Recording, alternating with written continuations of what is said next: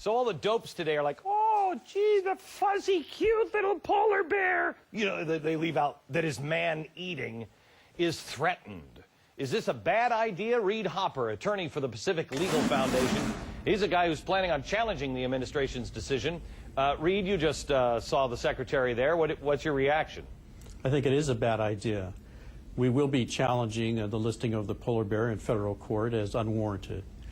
Okay. Why do you say it's unwarranted? I mean, is it just because the population has gone from 20 to 25,000 since 1972? I'm sorry, from 5,000 to 25,000 in 1972?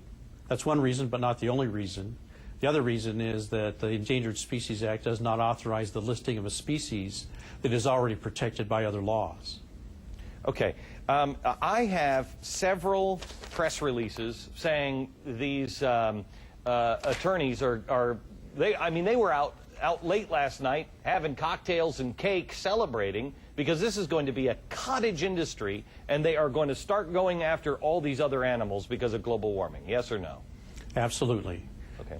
But beyond that, they will be lining up to challenge productive activity in the United States.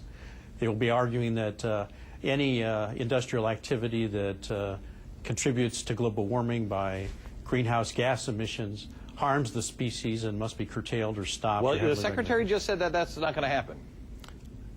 I think that's political cover for a bad decision, okay. Just wishful thinking. Are other nations affected by this? I mean, we're currently spending $5 million doing a survey of the Arctic Circle to make sure that we can make a claim on some of the, they have, in the Arctic Circle now, 25% of the remaining oil and gas is up in that area. We're spending money trying to figure out if we can lay claim to it or at least stop Russia from laying claim to it. Even if we could get claim, could we get that oil and gas? Or will the rest of the world pay attention to the endangered wildlife claim? There's always a possible ripple effect. The Endangered Species Act listing itself only affects activities in the United States. Wait a minute. It's only affecting the United States?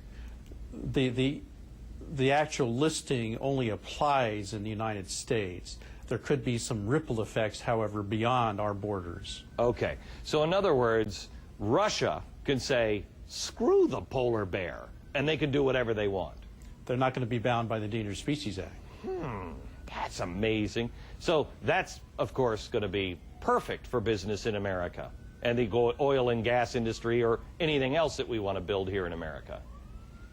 I think we're looking at the floodgates being open now for litigious activists trying to shut down any type of industrial activity that the activists believe is going to contribute to global warming. Okay. Go ahead. This could include challenges to agricultural industry, housing, transportation, energy, manufacturing. The ultimate effect is that we're going to see increased prices in energy, housing, food.